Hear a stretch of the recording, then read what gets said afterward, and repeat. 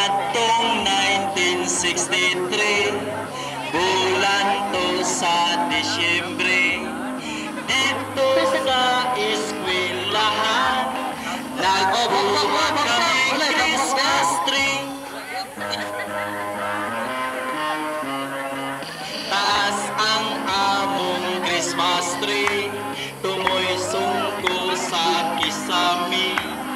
Daghan ang mga suga, may pula, hasol o berde. Uy, okay ko nun ang cellphone. Kaya wala pa ko nun okay. May estudyanteng babae, nikapkat sa Christmas tree. Nasamin siya sa dakong sanga, nagisi ang iyang panty. Mikuha akong paghagdan, aron iyang kanaugan.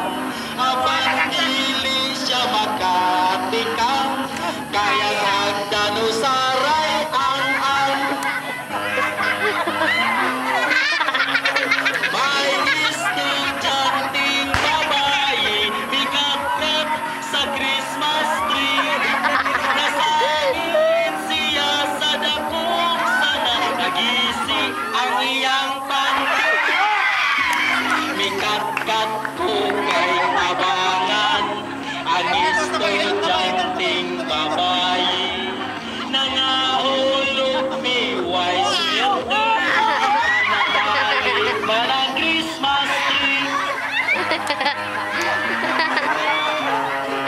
Nahibilin ang iyang panty.